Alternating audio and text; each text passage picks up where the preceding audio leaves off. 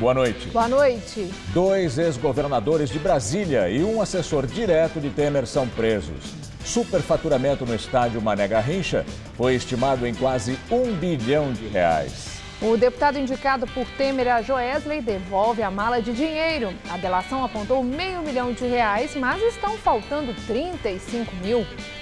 Maluf é condenado no Supremo a 7 anos de prisão e perda do mandato. Ele foi acusado de lavagem de dinheiro desviado da obra da Avenida Água Espraiada.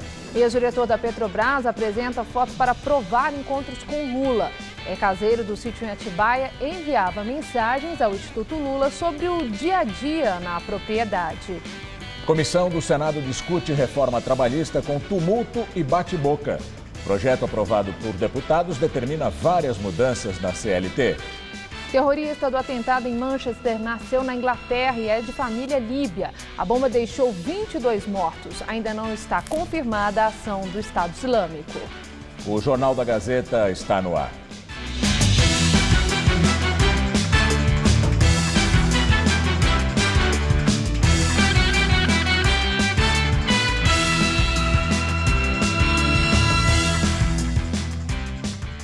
O ex-governador Sérgio Cabral, do PMDB do Rio, é denunciado pela 9ª vez. Segundo o Ministério Público Federal, ele chegou a receber mesadas de R$500 mil da Carioca Engenharia, em troca de fraudes em licitações e superfaturamento de obras. Segundo a Força Tarefa da Lava Jato, no Rio de Janeiro, a empresa Carioca Engenharia pagou propina à organização criminosa chefiada por Sérgio Cabral em contratos de 3 grandes obras. A reurbanização da favela da Rocinha, que fazia parte do programa de aceleração do crescimento das favelas. A construção do Arco Metropolitano, rodovia que corta várias cidades do estado do Rio, e a construção da linha 4 do metrô, que liga a Zona Sul à Zona Oeste da capital, inaugurada pouco antes da Olimpíada, no ano passado. O Ministério Público afirma que Cabral, o então secretário de governo Wilson Carlos e os operadores Carlos Miranda e Carlos Bezerra receberam propina de 5% do valor das obras.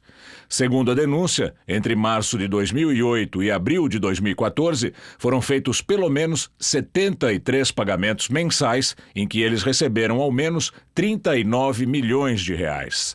Além dessas, outras propinas foram pagas para os denunciados. Segundo os procuradores, no começo de 2008, Wilson Carlos, falando em nome de Sérgio Cabral, pediu a Ricardo Pernambuco Júnior, diretor comercial da Carioca Engenharia, o pagamento de uma contribuição acertada no valor de R$200 mil por mês ao então governador. A partir do segundo mandato de Cabral, o valor da propina acertada passou de R$200 mil para R$500 mil. A organização criminosa também teria recebido uma mesada de 1% do faturamento dos contratos firmados pela Carioca Engenharia, chamada de taxa de oxigênio, que era controlada pelo ex-secretário de Obras Hudson Braga. O ex-subsecretário de Transportes Luiz Carlos Veloso recebeu mais de R$2 milhões da empreiteira e o ex-diretor da Rio Trilhos, Heitor Lopes de Souza Júnior, recebeu mais de R$1 milhão. Segundo o Ministério Público, eles tinham o aval de Cabral. Ontem à noite, o Ministério Público Federal do Paraná também reforçou o pedido de condenação de Cabral pelos crimes de corrupção passiva e lavagem de dinheiro em outro processo. Nesse, os procuradores afirmam que Cabral recebeu propina da Andrade Gutierrez em troca de contratos para as obras do Complexo Petroquímico do Rio de Janeiro, o Comperge. O Ministério Público pede ainda a condenação da mulher de Cabral, Adriana Anselmo, e outras 3 pessoas. A defesa do ex-diretor da Petrobras, Renato Duque, entregou à Justiça uma foto e outros documentos que seriam a prova da ligação entre ele e o ex-presidente Luiz Inácio Lula da Silva. A foto entregue à Justiça Federal do Paraná seria de um encontro de Renato Duque com o ex-presidente Lula em 2012 e uma prova de que Duque se reunia com o petista. O ex-diretor confessou em depoimento no começo do mês crimes na Petrobras e afirmou que se encontrou com o ex-presidente 3 vezes, de 2012 a 2014.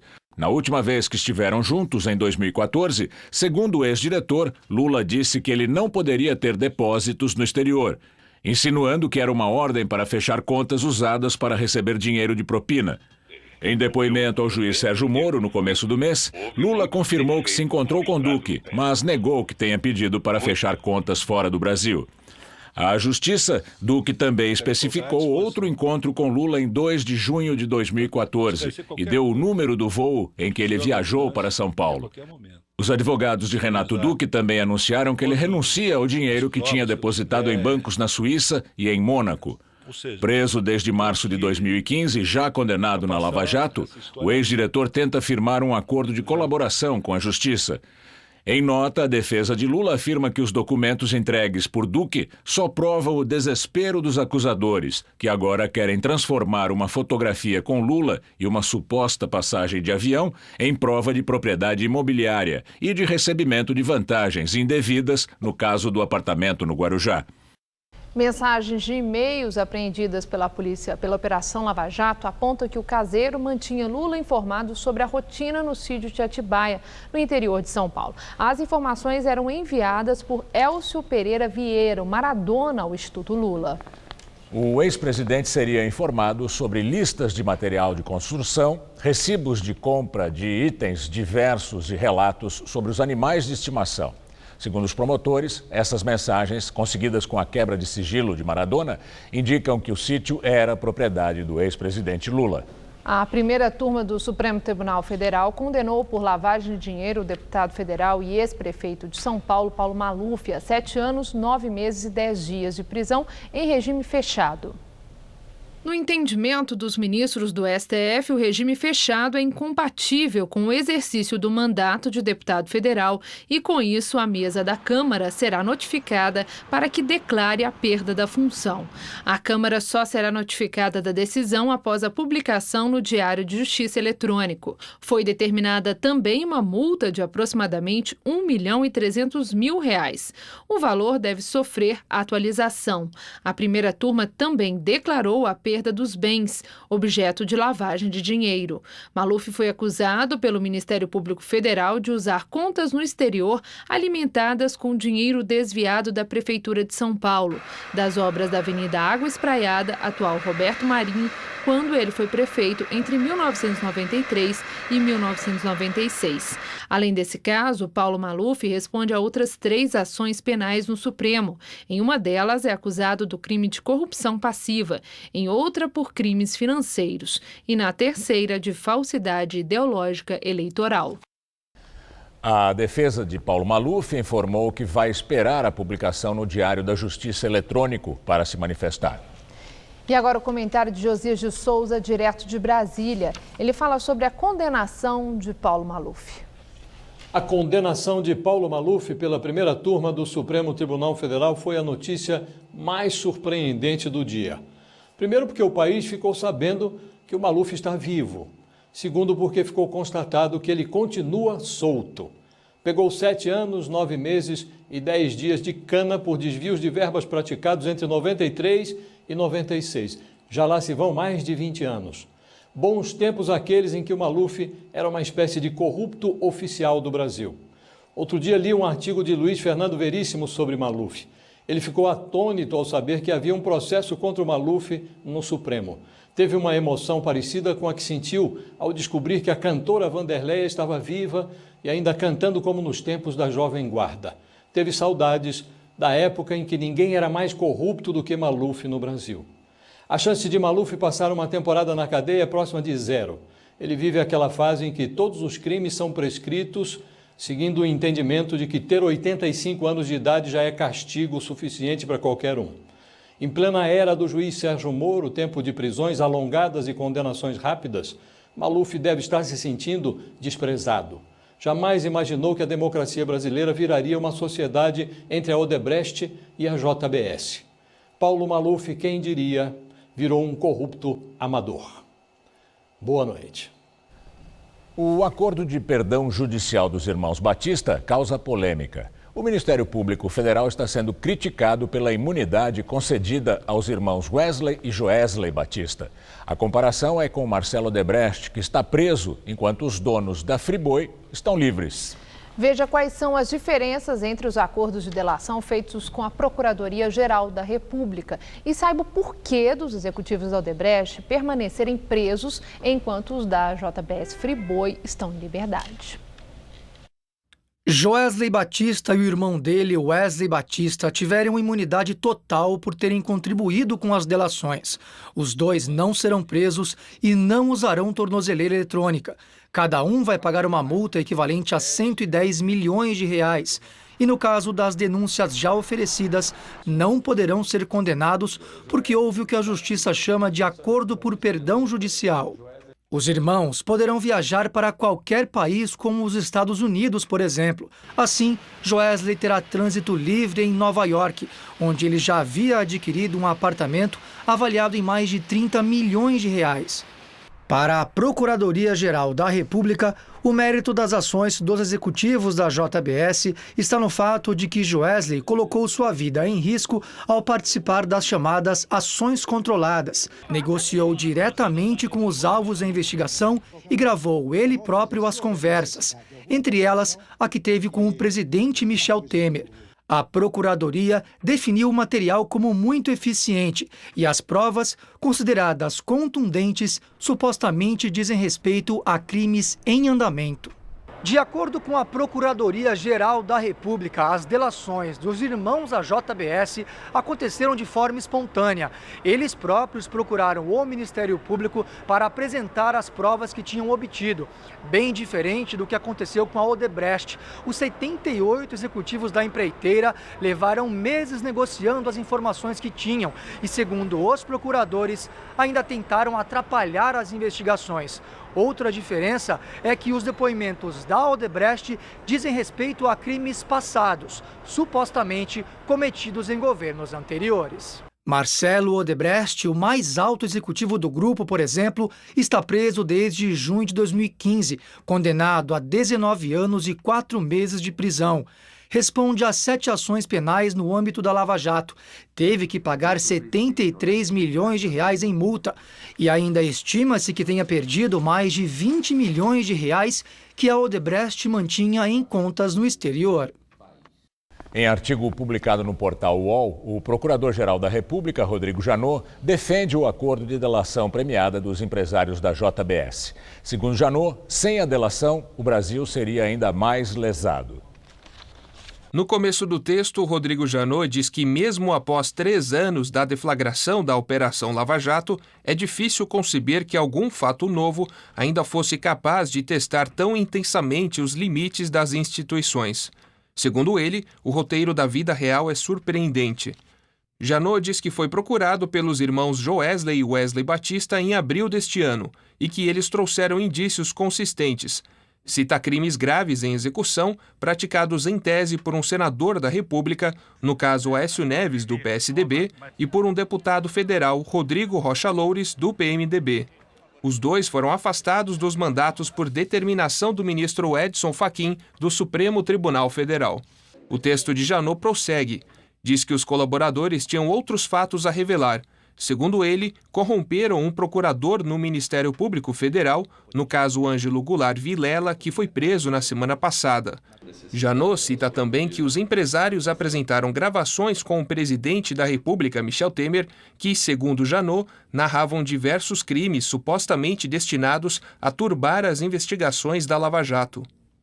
Janot diz também que os delatores apresentaram ainda dezenas de documentos e informações concretas sobre contas bancárias no exterior e pagamento de propinas envolvendo quase 2.000 figuras públicas.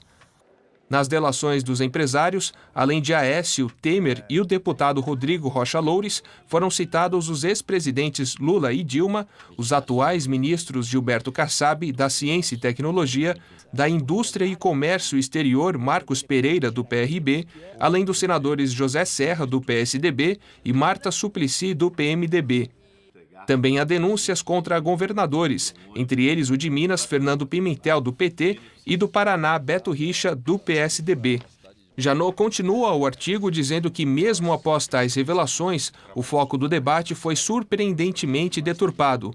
O procurador diz que, da questão principal, o estado de putrefação do nosso sistema político, a sociedade foi conduzida para o ponto secundário do problema, os benefícios concedidos aos colaboradores. No artigo, o procurador pergunta quanto valeria para a sociedade saber que a principal alternativa presidencial de 2014, enquanto criticava a corrupção dos adversários, recebia propina do esquema que aparentava combater e ainda tramava para inviabilizar as investigações. Janot vai além, cita o encontro de Joesley com Temer no Palácio do Jaburu. Diz que até onde o país estaria disposto a ceder para investigar a razão pela qual o presidente da República recebe às 11 da noite, fora da agenda oficial em sua residência, pessoa investigada por vários crimes, para com ela travar diálogo nada republicano. Rodrigo Janot diz que, embora os benefícios possam agora parecer excessivos, a alternativa teria sido muito mais lesiva aos interesses do país, pois jamais saberíamos dos crimes que continuariam a prejudicar os honrados cidadãos brasileiros. Afirmou ainda que, na função de Procurador-Geral da República, não teve outra alternativa senão conceder o benefício da imunidade penal aos colaboradores, alicerçado em 3 fortes premissas: a gravidade dos fatos, a certeza de que a justiça jamais chegaria a todos os fatos pelos caminhos convencionais de investigação e de que as provas seriam descartadas sem o benefício da delação. Janot citou ainda no texto que o acordo não vai sair barato aos empresários da JBS. Cita o acordo de leniência que o Ministério Público tenta fechar com um grupo empresarial de 11 bilhões de reais. E as consequências legais sobre as supostas operações no mercado de câmbio. Janot finaliza o artigo dizendo estar convicto de que tomou a decisão correta. E daqui a pouco, Rodolfo Gamberini entrevista Sidney Sanches, ex-presidente do Supremo Tribunal Federal, sobre a crise política e a atuação do Judiciário. A Polícia Federal prendeu ex-governadores do Distrito Federal José Roberto Arruda, do PR, e Agnello Queiroz, do PT. Um dos assessores mais próximos do presidente Michel Temer, o ex-vice-governador do Distrito Federal, Tadeu Filipelli, do PMDB, também foi preso. Os 3 são suspeitos de receber propina em troca de fraudes em licitações das obras do Estádio Nacional Mané Garrincha, em Brasília. Reformado para a Copa de 2014, o Mané Garrincha foi o estádio mais caro do Mundial. As investigações mostram um sobrepreço de 900 milhões de reais. Orçado inicialmente por 690 milhões, a reforma acabou saindo por 1,5 bilhão de reais. Em delações premiadas, os executivos da Andrade Gutierrez confirmaram que houve fraudes nas licitações. E essa informação foi confirmada também pelos executivos da Odebrecht. Segundo eles, houve uma combinação de preço prévio para que a Odebrecht apresentasse um valor superior àquele oferecido pela Andrade Gutierrez. E depois, esse favor foi retribuído nas licitações da obra da Arena Pernambuco. Além dos depoimentos, o Ministério Público Federal cita ainda uma perícia da Polícia Federal e um levantamento feito pelo Tribunal de Contas do Distrito Federal, que também constataram irregularidades nessas licitações. Na decisão, o juiz Valisney de Souza Oliveira afirma que José Roberto Arruda, como governador, em 2009 e 2010, foi quem tramou toda a fraude licitatória mediante recebimento de propina. Um ano antes, segundo 3 diretores da Andrade Gutierrez, tinha ficado acertado que cada agente político receberia 1% do valor total da obra e que os pagamentos seriam por meio de campanhas eleitorais, formais e por Caixa 2. Houve ainda a simulação de contratos de prestação de serviços. Os relatos revelam dezenas de pagamentos de propina que, em valores preliminares, somam mais de 15 milhões de reais. O dinheiro, de acordo com o Ministério Público Federal, saiu dos cofres da Terracap, empresa pública do governo do Distrito Federal. As operações eram intermediadas, segundo os procuradores, por representantes dos políticos. O ex-vice-governador Tadeu Filipelli, que também foi preso, na época operava em nome de Agnello Queiroz, mas até ser exonerado hoje, era um dos assessores mais próximos do presidente Michel Temer. O deputado federal Rogério Rosso, do PSD, também é apontado como beneficiário do esquema de pagamento de propina na construção do estádio Mané Garrincha. Ele ocupou por 8 meses o governo do Distrito Federal em 2010, em um mandato tampão, e no ano passado presidiu a comissão especial que analisou o pedido de impeachment contra Dilma Rousseff na Câmara. E no dia em que teve o assessor mais próximo preso na Operação Panathinaiko da Polícia Federal, Tadeu Filipelli, do PMDB, o presidente Michel Temer não fez novas declarações. Teve apenas agenda fechada em Brasília. Além de gerar uma grave crise política, a delação premiada do grupo JBS Friboi causou também um terremoto na economia. Agora a CVM, que é a Comissão de Valores Mobiliários, investiga se a empresa foi beneficiada com o caso. E a situação da JBS Friboi pode ficar complicada também nos Estados Unidos. Um dia após as revelações da gravação feita pelo dono da empresa, Wesley Batista, de uma conversa entre ele e o presidente Michel Temer, o dólar disparou e a Bovespa despencou. Na véspera, a JIF, a holding que controla a JBS, comprou uma grande quantidade de dólares, entre 750 milhões e 1 bilhão da moeda norte-americana. Além disso, foram vendidos o equivalente a 327 milhões de reais em ações da empresa durante o mês de abril. No dia 17 de maio, antes do escândalo político, a moeda americana fechou em queda, R$ 3,13. Já no dia 18, pulou para R$ 3,38, alta de 8,15%. A maior valorização em 18 anos. A Comissão de Valores Mobiliários, autarquia vinculada ao Ministério da Fazenda, uma espécie de xerife do mercado financeiro, abriu 5 processos para investigar, entre outras coisas, indícios de eventual prática do crime insider trading, ou seja, agir no mercado com informações privilegiadas. O órgão estima que o lucro da JBS com as operações nos mercados de câmbio e bolsa nas últimas semanas pode ter alcançado 700 milhões de reais. E especula-se que a intenção da empresa era usar os recursos para pagar as dívidas com a justiça, como a multa de 225 milhões de reais por causa do acordo de delação premiada feita com o Ministério Público e uma parte do acordo de leniência que ainda não foi fechado. Não há prazos para a conclusão da investigação da CVM, mas se comprovado o uso de informação privilegiada, o caso pode se transformar em um processo administrativo, passível da aplicação de multa e de um termo de ajuste de conduta. Referente à compra de dólares, a pena prevista é de 1 a 8 anos de prisão, além da multa de até 3 vezes o total que a empresa ganhou ou deixou de perder com o crime. E a situação da família Batista pode ficar complicada também nos Estados Unidos. Um escritório de advocacia americano está convocando acionistas da JBS para ingressar com uma ação coletiva contra a empresa por divulgação enganosa de informações aos seus investidores. Alimentado pelo dinheiro do BNDES, a JBS adquiriu nos Estados Unidos 65 frigoríficos e é líder nas vendas de carne bovina, ovina e de frango. O país é responsável por 50% do lucro da companhia. Se os crimes de pagamento de propina a políticos e tentativas de obstrução de justiça tivessem sido cometidos em solo americano, a prisão prevista para os donos da JBS seria de até 20 anos. Mas, como não há provas ou informações de crimes ocorridos fora do Brasil, a justiça americana não tem poder de investigá-los. O ex-assessor do presidente Temer, o deputado afastado Rodrigo Rocha Loures, do PMDB do Paraná, entregou à Polícia Federal em São Paulo, nesta madrugada, a mala que deveria ter os R$500 mil que ele recebeu dos empresários da JEF. Mas, segundo a polícia, não tinha esse valor. A mala entregue na sede da Polícia Federal em São Paulo foi devolvida com R$465 mil.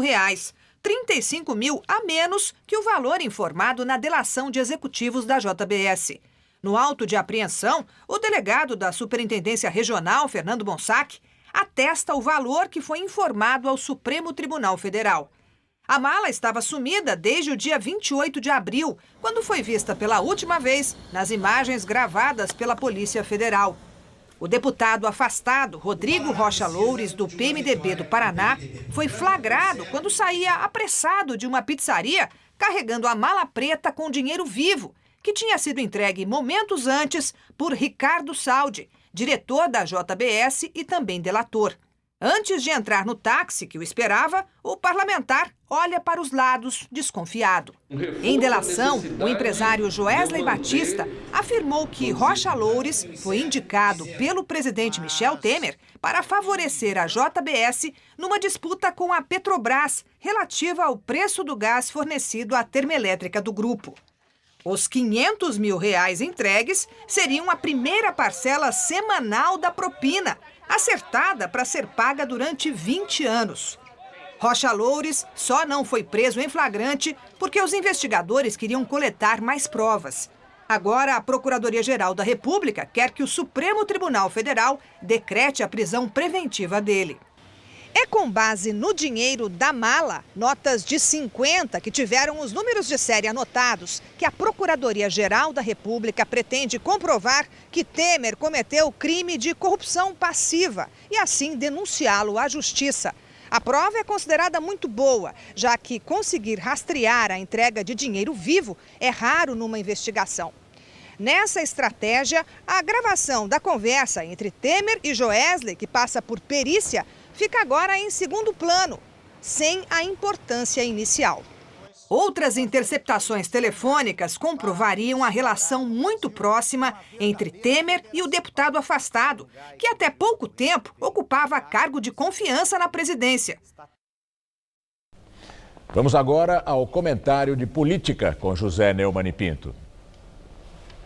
Qual é a sensação que você tem sendo presidido por alguém que está, digamos, no Rio Iguaçu, já chegando na catarata, agarrado a um galinho? Esse galinho é a qualidade da gravação. Fala muito de fita, não é fita. A qualidade da gravação. A qualidade da gravação, vamos combinar que a gravação não está concorrendo ao Oscar de melhor som. A gravação é apenas uma confirmação que o delator deu à polícia de que tem uma prova, que a prova é a conversa, e a prova é dura, é pesada, e não adianta ficar dizendo que é edição, porque a gravação não é correspondente à realidade, porque, em primeiro lugar, é muito difícil encontrar alguma coisa naquela conversa que seja defensável.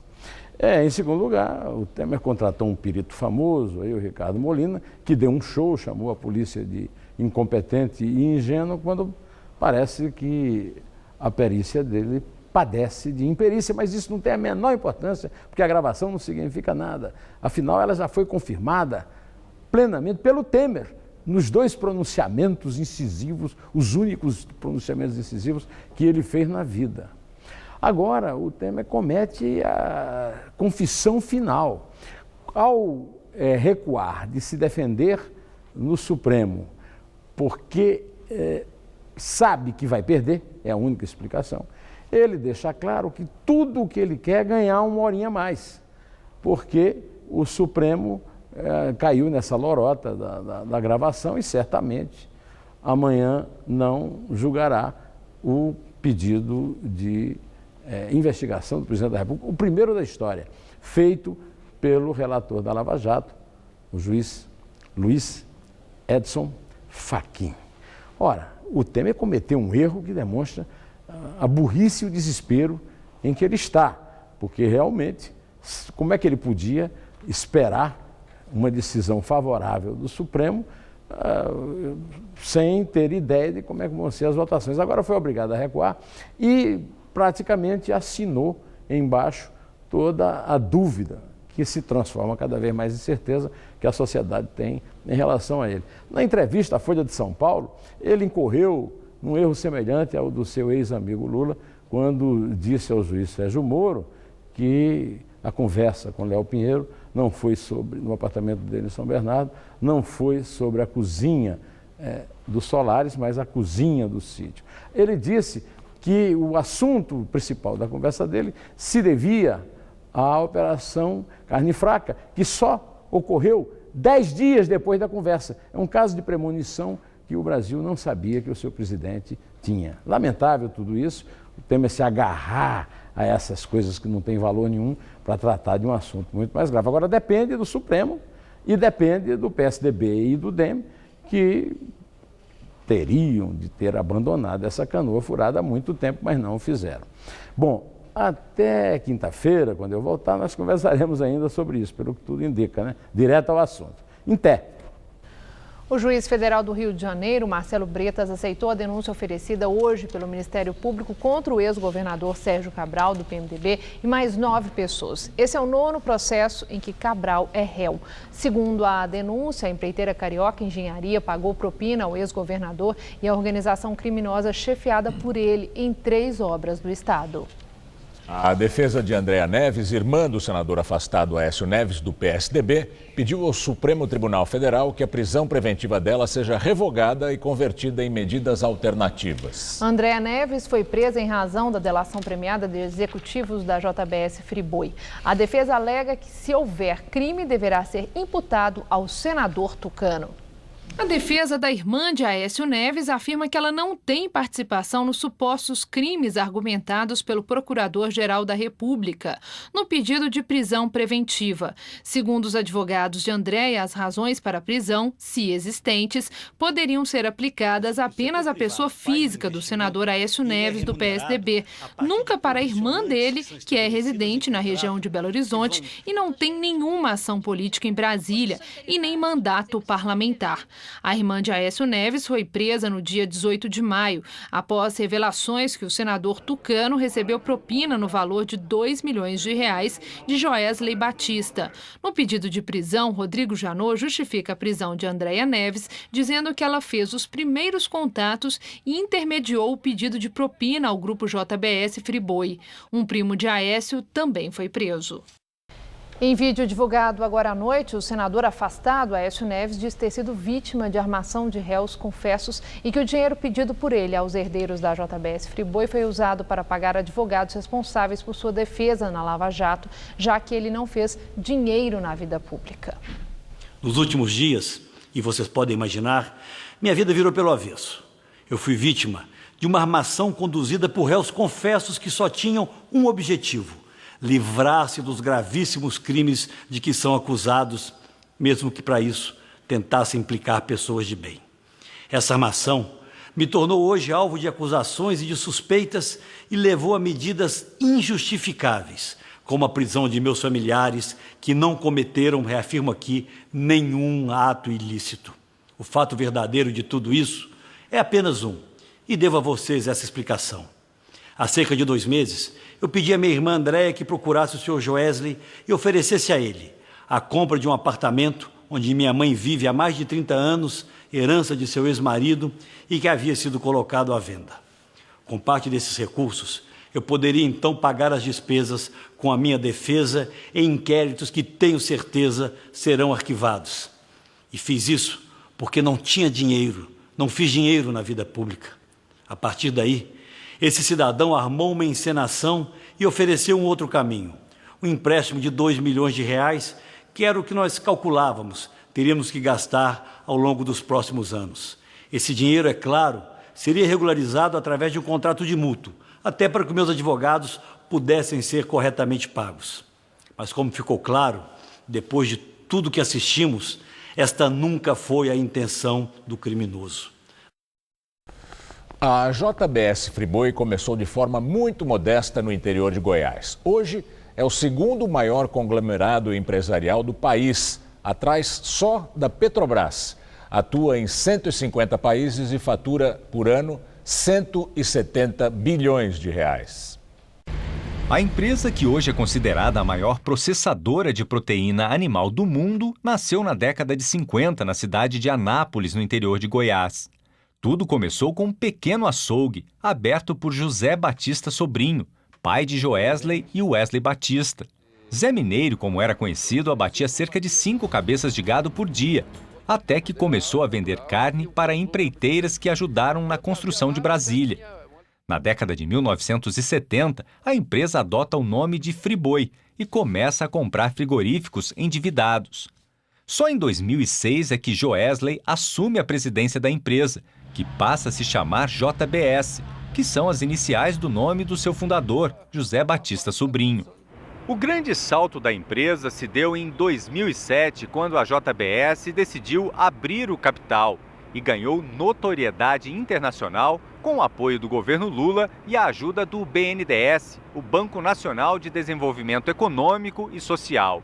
Entre 2007 e 2010, a instituição financeira, que pertence ao governo, injetou na empresa cerca de 8 bilhões de reais. Além de financiar o grupo, o BNDES também comprou uma participação na empresa. Hoje o banco é dono de 21% da JBS. A operação é investigada pelo Tribunal de Contas da União. Há suspeita também de que o BNDES tenha favorecido a JBS de maneira irregular.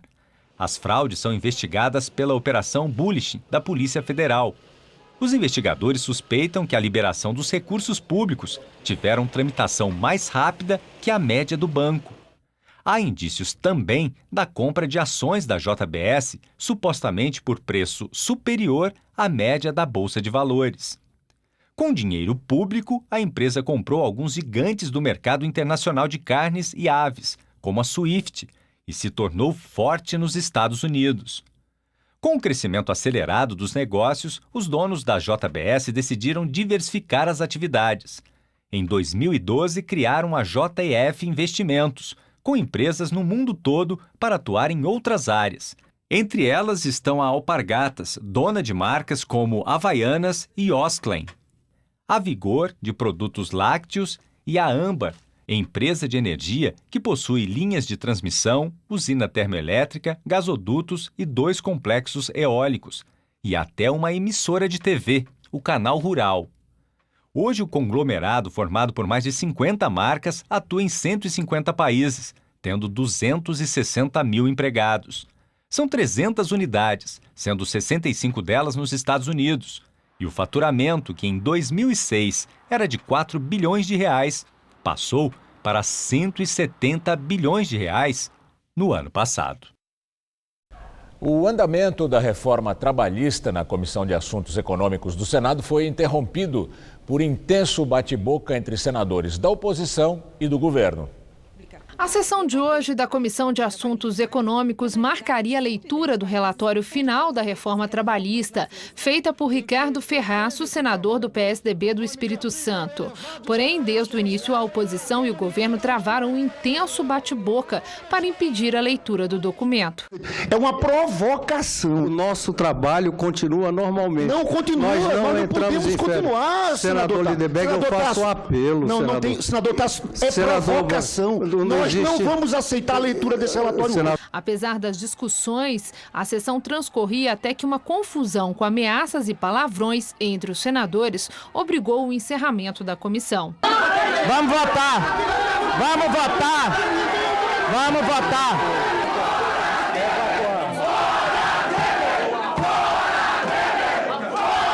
Está suspensa. Mesmo com a suspensão, o relatório apresentado pelo senador Ricardo Ferraço deu parecer favorável à reforma aprovada pela Câmara dos Deputados, sem fazer nenhuma mudança no texto.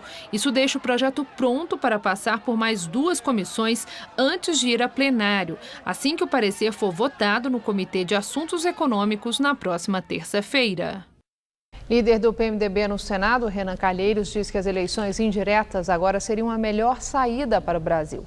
O parlamentar defende a eleição pelo Congresso Nacional do presidente e vice-presidente da República. Renan levantou ainda a possibilidade de instalar uma Assembleia Nacional Constituinte em 2018 e eleições gerais. Em relação à renúncia de Michel Temer, ele disse que defende uma solução negociada. O impeachment, na opinião dele, não seria o mais adequado para o momento.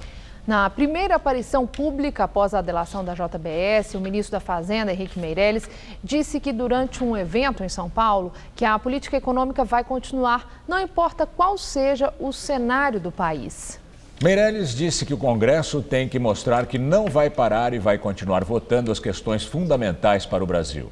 O ministro não comentou nada sobre a gravação da conversa de Joesley e Temer e evitou falar a palavra crise. Só disse estar numa agenda intensa de trabalho com integrantes do Legislativo e agentes econômicos. A polícia espanhola prendeu hoje o ex-presidente do Barcelona, Sandro Rosell, acusado de lavagem de dinheiro e negócios com a CBF, e o ex-presidente da entidade, Ricardo Teixeira.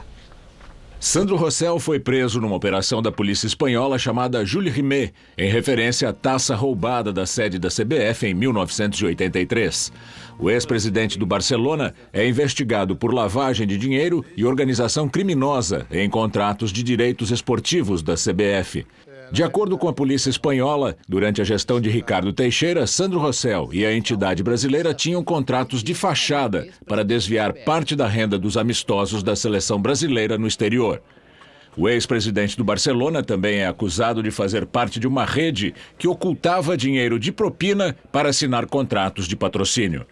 As autoridades espanholas fizeram buscas em várias residências do Cartola do Barcelona e indicaram que essas buscas vão ser feitas também no Brasil. Rosell presidiu o Barcelona entre 2010 e 2014 e contratou o atacante Neymar. Ele também é réu numa ação movida pelo grupo brasileiro DIS, na Espanha, que acusa Neymar e o Barcelona de fazerem contrato fictício para esconder o valor verdadeiro da transferência do craque brasileiro para a Espanha. Na Cracolândia, o desabamento de uma obra da prefeitura na Alameda Dino Bueno deixou 3 feridos. O imóvel foi fechado no domingo na operação contra o tráfico de drogas. Segundo testemunhas, os demolidores derrubaram também paredes de um prédio vizinho, onde havia moradores. Hoje o dia na região foi de continuidade das ações de saúde e assistência social montadas pela Prefeitura e Estado. O objetivo é monitorar a movimentação dos dependentes químicos e convencê-los a aceitar a ajuda. Aos 25 anos, Wellington não tem vergonha de assumir. Eu conheci o crack com 17 anos de idade. Aí nós sabemos que é uma dependência, entendeu? É uma doença, mas tem recuperação. Ele é um dos frequentadores da unidade do programa estadual Recomeço, na Rua Helvécia, bem no meio da Cracolândia, local onde a Prefeitura e o Governo do Estado iniciaram uma ação conjunta, unindo os trabalhos das Secretarias de Saúde, de Assistência e de Desenvolvimento Social. A iniciativa é um desdobramento da Operação Nova Luz, que começou no último domingo. Agentes sociais e de saúde fizeram abordagens na região. Segundo o último balanço da Secretaria Estadual de Saúde, nas últimas 24 horas, 219 pessoas foram atendidas. Delas, 118 só na unidade da Rua Helvécia. 72 foram encaminhadas para o CRATOD, o Centro de Referência de Álcool, Tabaco e Outras Drogas. No total, 20 pessoas foram internadas e 3 destinadas ao acolhimento social. É uma abordagem de persistência e de frequência. Ela é feita várias vezes, não é uma só, até criar algum tipo de vínculo e de convencimento para que o dependente químico, o cidadão que está ali numa situação degradante, possa ser levado para algum serviço público. Nós temos que oferecer algo melhor do que a rua para eles.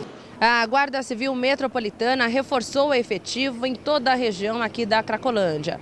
Um dos trabalhos dos guardas é monitorar a movimentação das pessoas, para evitar a formação de novos grupos. Com a presença de policiais e GCMs, muitas pessoas migraram para ruas do entorno, como a Praça Princesa Isabel, que fica a menos de 300 metros do local onde funcionava a chamada Feira da Droga na Cracolândia. Isso já era planejado, isso é uma coisa que facilita para nós a abordagem, dificulta o tráfico, de tal forma que isto era uma coisa planejada. Hoje nós temos a Guarda Civil Metropolitana, ela informa para nós de hora em hora onde estão se formando, quantas pessoas tem, para que a gente possa enviar a nossa equipe para a abordagem no local. Hoje amanheceu com muita nebulosidade, mas, como estava previsto, o tempo abriu e o sol predominou aqui na capital paulista. E também esquentou, né? A máxima essa tarde chegou aos 26 graus. Vamos ver como fica o tempo amanhã com Mariana Armentano.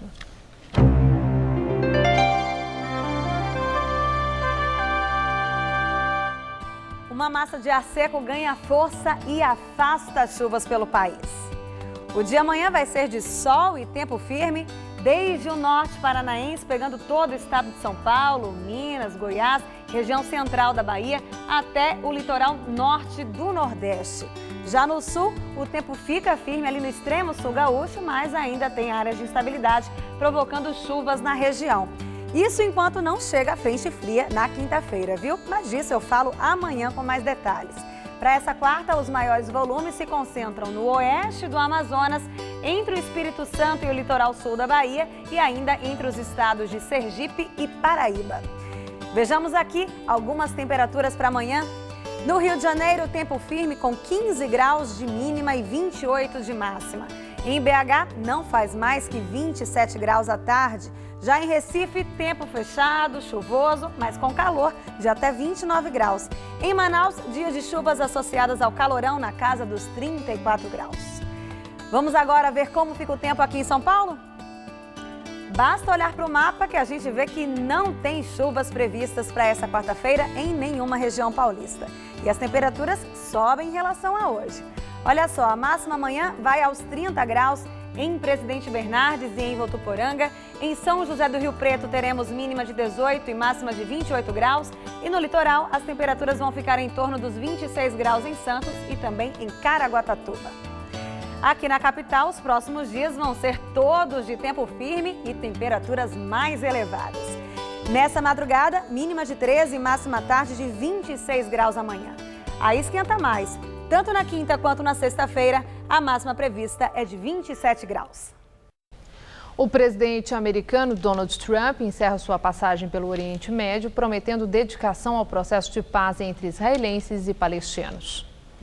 Trump se reuniu hoje com o presidente da autoridade palestina Mahmoud Abbas na Cisjordânia. O presidente americano afirmou que depois das conversas com Abbas e Netanyahu, está claro que tanto os palestinos quanto os israelenses estão interessados na paz. Trump ainda reconheceu que o processo não será fácil e que os dois lados terão que fazer escolhas difíceis. Trump viajou para a Itália, onde encontra amanhã o Papa Francisco no Vaticano. O governo britânico identificou o responsável pelo atentado à bomba que deixou pelo menos 22 mortos e 59 feridos em uma arena de shows de Manchester, no Reino Unido. Os serviços de inteligência britânica identificaram o terrorista como Salman Abedi, de 22 anos. Nascido em Manchester, de família de origem líbia, ele já era conhecido e monitorado pelas forças antiterrorismo do Reino Unido, mas não era investigado ou considerado uma ameaça ativa. Com a identificação de Abedi, a polícia britânica tenta agora determinar se ele trabalhou sozinho ou se teve comparsas. Um homem de 23 anos foi preso nessa manhã e sua conexão com o Abedi e o atentado segue sob investigação.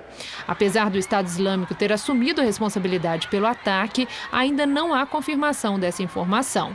Em sua primeira aparição depois do atentado, a primeira-ministra britânica Theresa May depositou flores em homenagem às vítimas do ataque, que chamou de uma ação covarde do terrorismo com crianças e adolescentes inocentes como suas principais vítimas.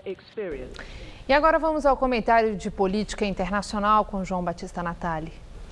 O atentado de Manchester traz uma lição importante. Nos últimos 4 anos, os britânicos fizeram de tudo para limitar a entrada de refugiados árabes.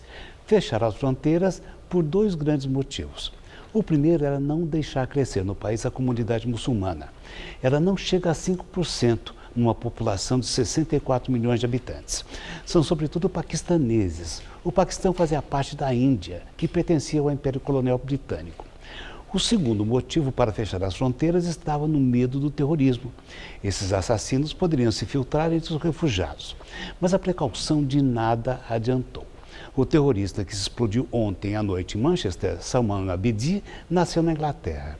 Ele não veio do Oriente Médio.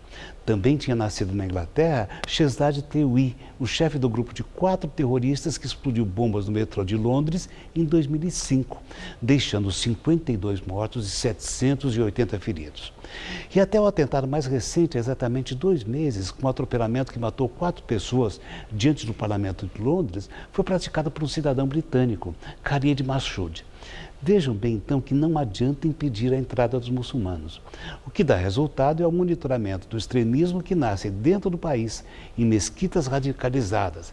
Essas operações de inteligência têm funcionado na Alemanha, na França e nos Estados Unidos.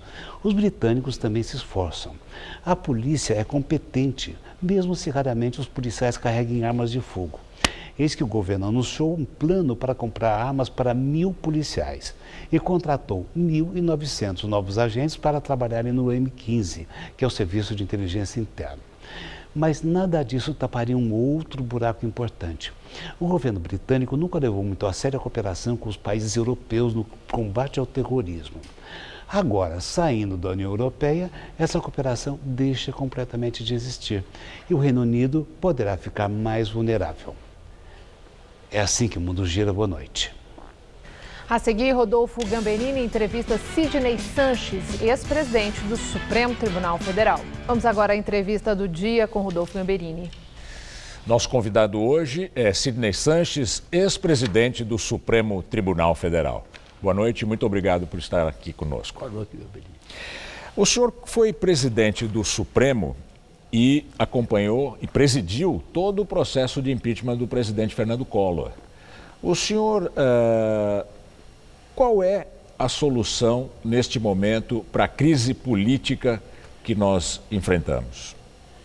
Em primeiro lugar, seria preciso saber se o presidente da Câmara está disposto a admitir o processo de impeachment. A autorização pela Câmara da instauração do processo de impeachment no Senado. Se ele negar, não cabe recurso.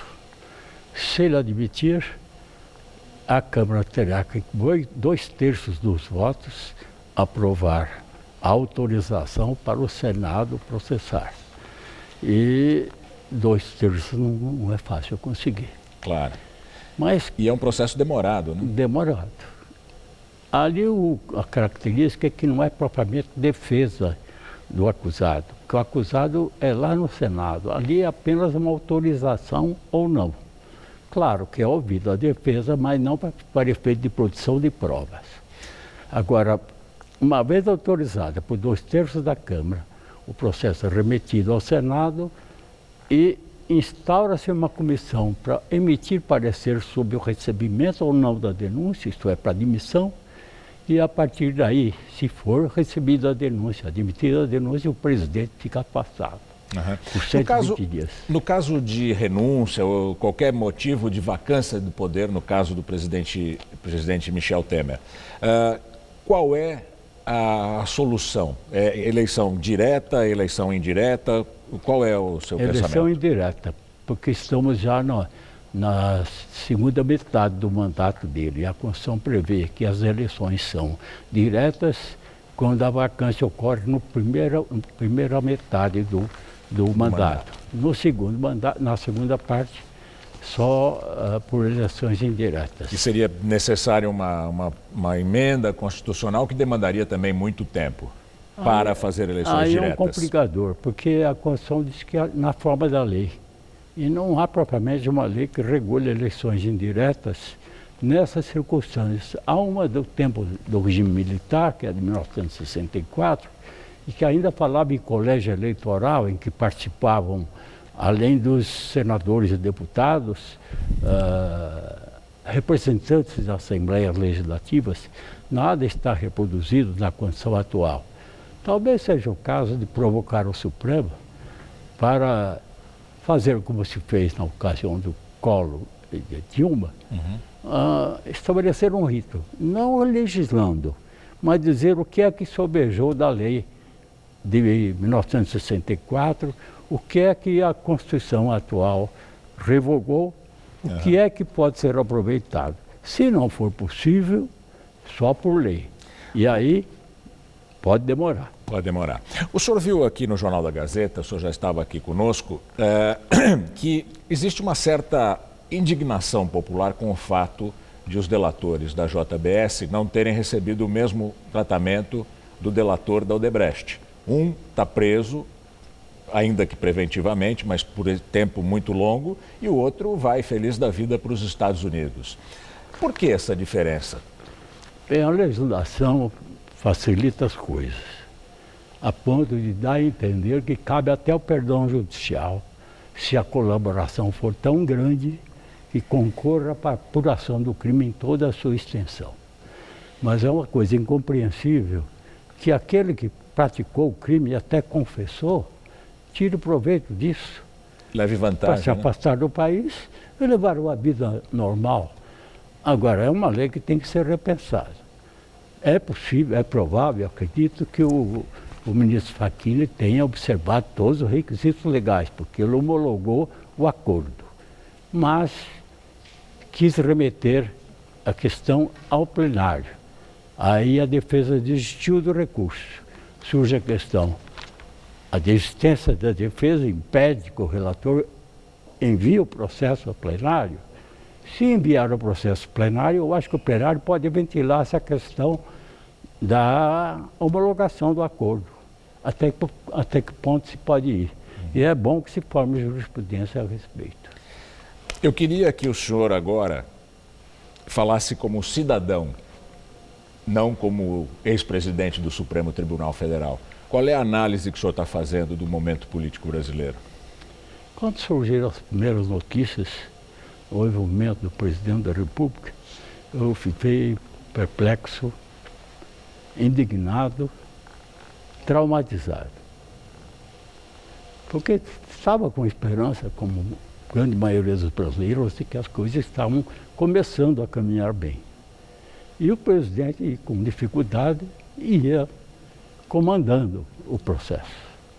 De repente surgem denúncias tão graves, mas tão graves, que eu fiquei perplexo. Eu não acreditava.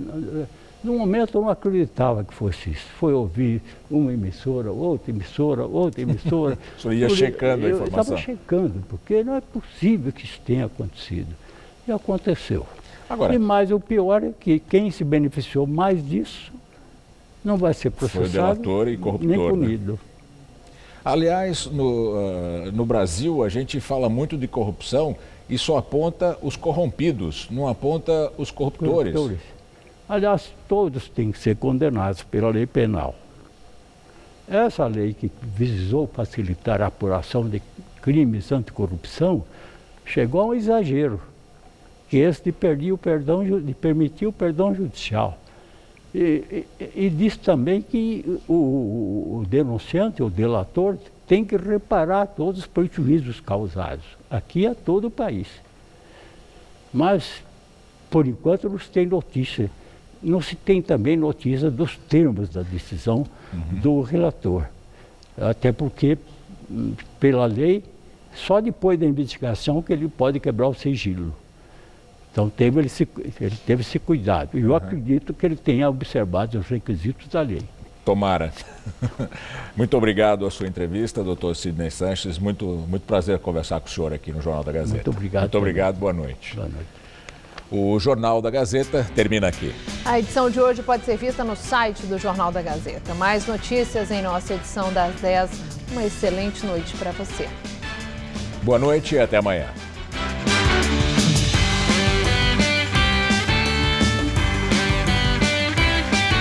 O Revista da Cidade traz os melhores preços da Feira Livre. Nesta quarta, 9h30 da manhã.